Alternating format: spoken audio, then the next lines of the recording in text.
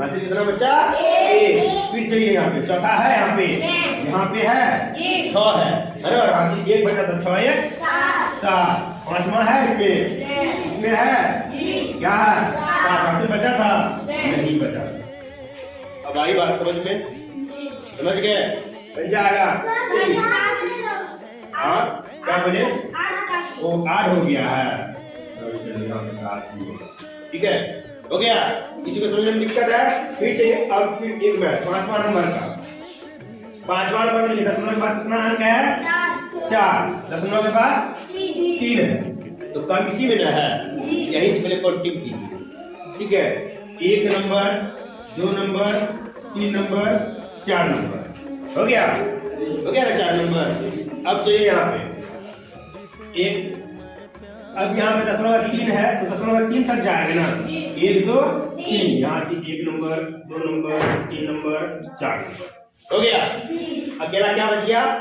9 बच गया। चलिए यहाँ पे रख 9 को रख दीजिए, रख दिए 9। अब चलिए 1 नंबर में क्या है? 1 नंबर में क्या है? 9 1 10 का हासिल 1 बचा है ना। फिर यहाँ पे 0 है दूसरा में, यहाँ पे 9 है, 0 और 9 तो 9 ही होगा ना, और हासिल 1 बचा था पहले से, कितना हो जाएगा?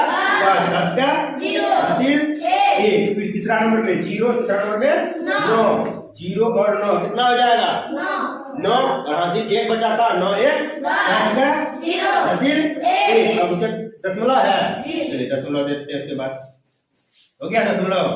अब यहाँ पे अब चौथा में क्या है? चौथा में 1 1 1 2 हासिल 2 बचा था, 2 1 3।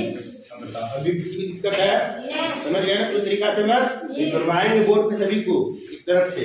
चलिए फिर देखिए 6वां नंबर में क्या है? ये देखिए कि दशमलव पर कितना अंक है? दशमलव पर कितना अंक है? तो क्या था, जिधर कम रहेगा उधर का काउंटिंग कर लेना है। 1 नंबर 2 नंबर, दशमलव के बाद 2 अंक, दशमलव के बाद 2 अंक तक जाएगा, 1 नंबर 2 नंबर हो गया। तो दिक्कत है?